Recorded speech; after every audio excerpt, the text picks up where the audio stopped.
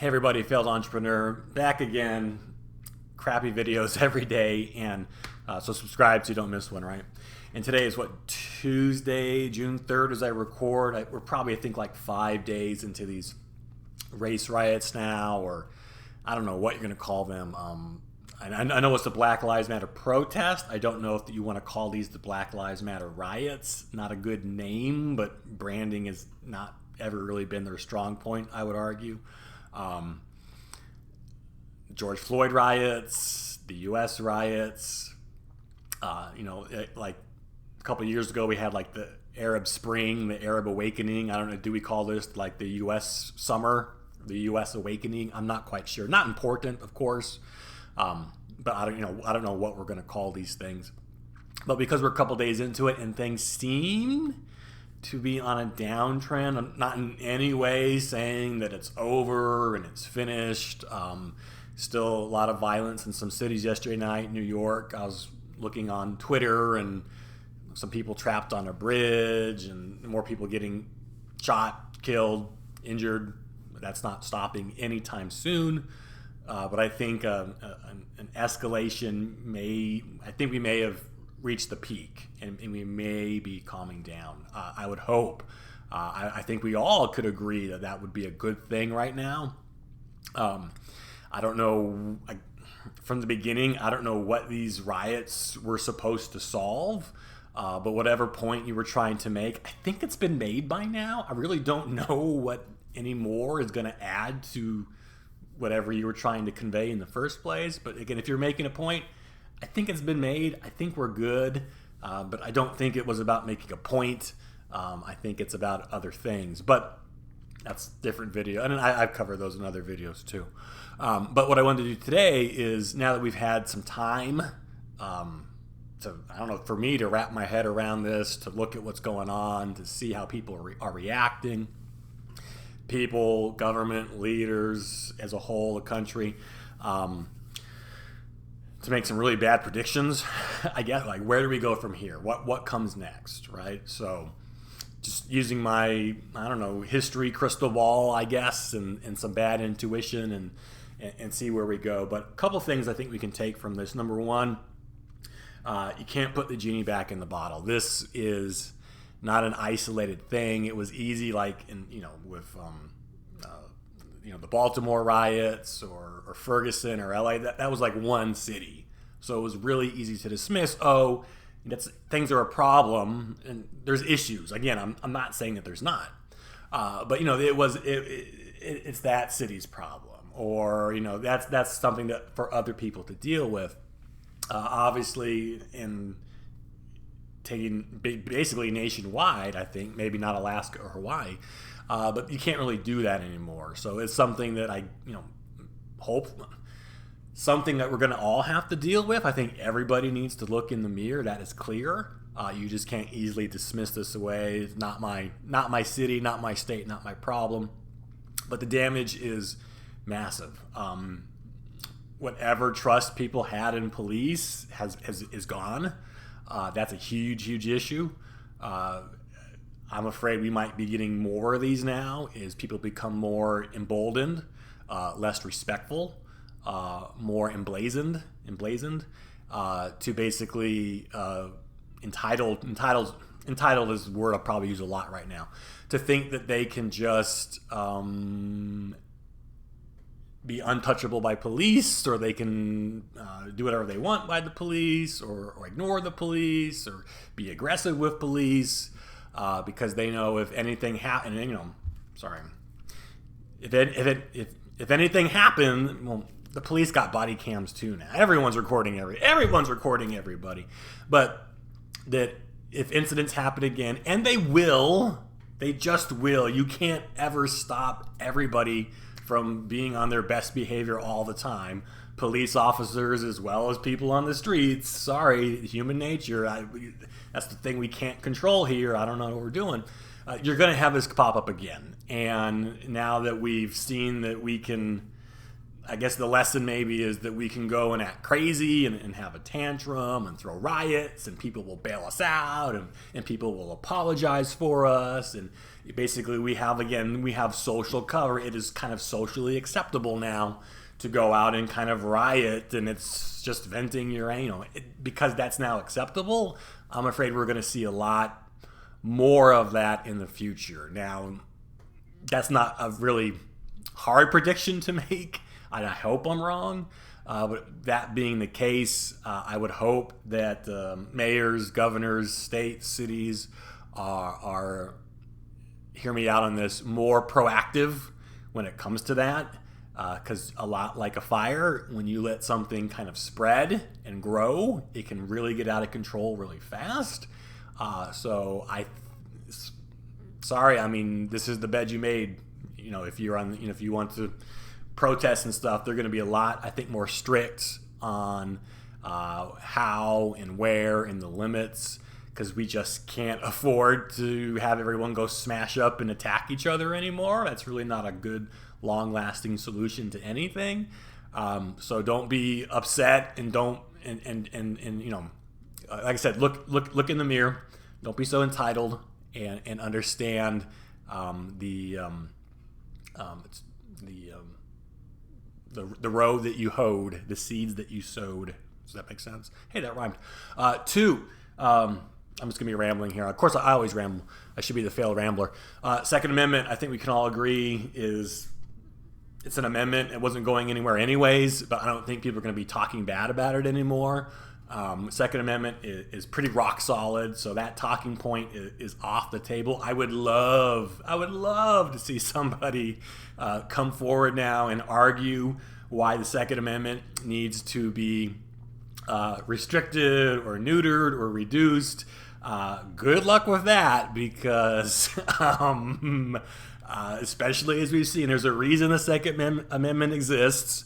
And it's to protect us from not just the government, as we've seen, but our crazy selves when the people start ransacking your businesses or coming into your home. You cannot always expect government to protect you, as we've clearly seen.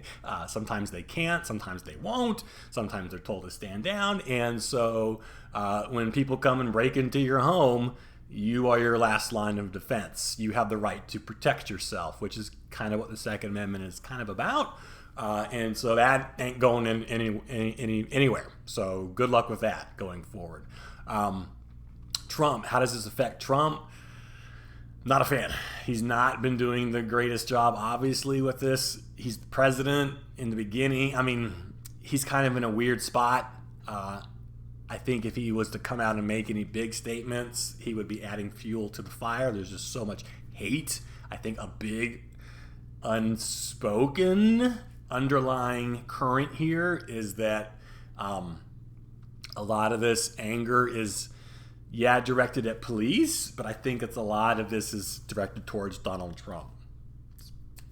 Sorry, but I think that's what we've seen here.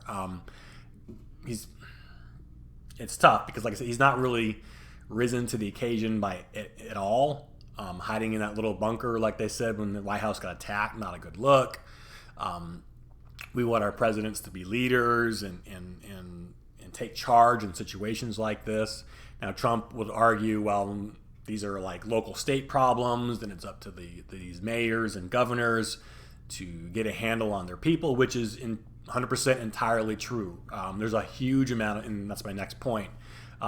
These states that are being ransacked right now, make no mistake, there's a lot of blame. A lot of blame going around on the protesters, not the rioters, the people who are doing the looting, but also basically the governments that let this happen and let this fire spread. They should have clamped down on this right away, but they were really loose and didn't want to offend and were very, very PC about things, I guess. I don't know.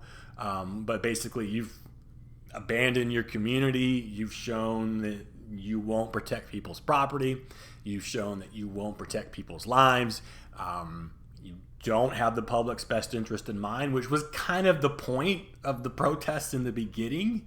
and your inaction in a lot of places, or ineffective action, in a weird way, actually validates the movement in its entirety. So there should be a lot of fallout on these states where they're letting this happen and have been unable to get it under control. But I would expect, and we're seeing a lot of that just being deflected again onto Donald Trump, because he's president and has immense powers to control everything in the nation, which not really how things work. So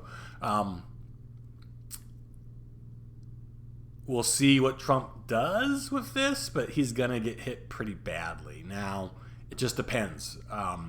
If the blame sticks, in which is a good chance it will, I think, when you got the media, you got people on social, just the optics and stuff like that. Again, the buck does stop at his desk, and he hasn't been really great at all in trying to solve this. If it sticks, he could really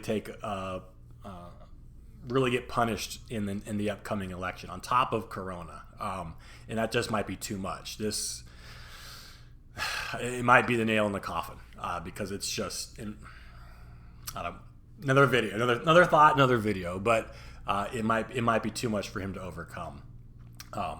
Things just have gone so bad so quickly in these last 6 months, and that just might be it for Donald Trump. Or when the dust settles, when people look around and see what happens and really assess and look at those state government, when people take responsibility, which we know that ain't going to happen, if responsibility is really being taken into account, then again, there's blame to go around. But I think if most of that blame goes where it should probably belong in the first place, he might be okay. I don't know. I'd say 50-50 right now with the election, and I wasn't there before. But if Biden wins, it's just because Trump loses, I think. I don't know what Biden is doing. Again, he's limited by age. Not a good thing for a president to do or say. Corona and just the dangerous of this. I don't know. I think he went to see George Floyd's family, and I think he's going to attend the funeral. But again, maybe that's all he can do. I don't really know if that's going to give him any more votes than maybe he already had. I don't know. We'll see. These are bad predictions, like I told you.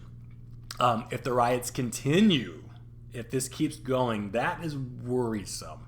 And I don't mean another one pops up in a month, but if this is sustained, that is a little abnormal. Usually when those things happen, you got some type of entity or group behind the scenes, kind of calling the shots and organizing this and leading this, and that would be a very, very bad sign, because that means it's not just a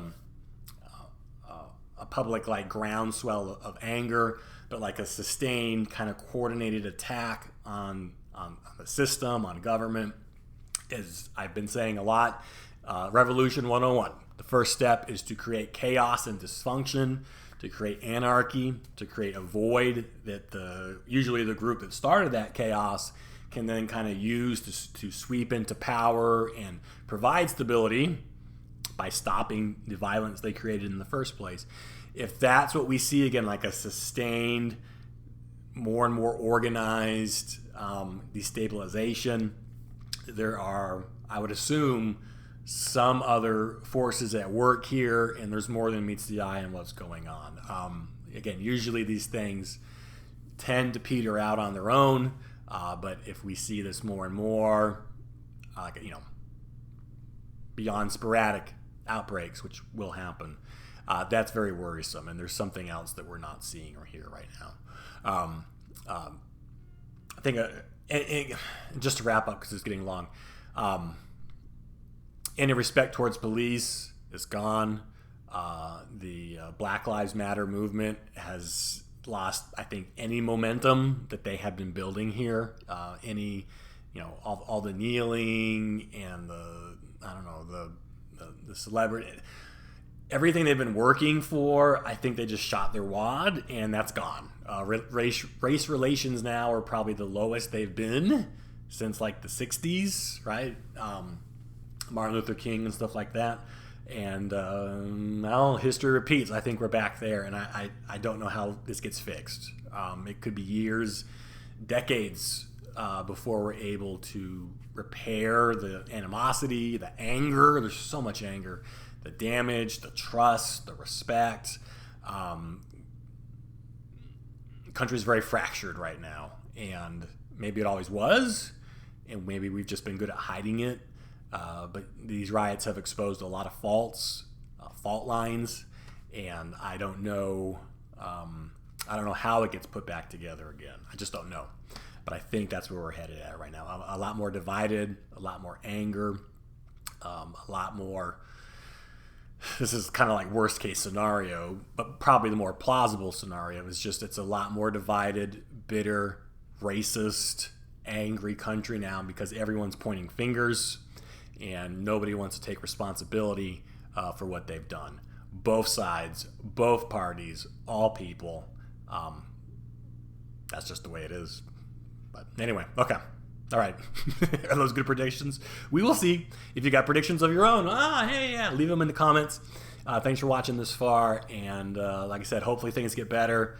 Hopefully this just stops and we can get back to trying to heal. Like I said, if it takes years, let's get started now. I don't think that's going to happen, though. So, all right. Thanks for watching. I got things to do today. Hey, I know you do too. I'll catch you later.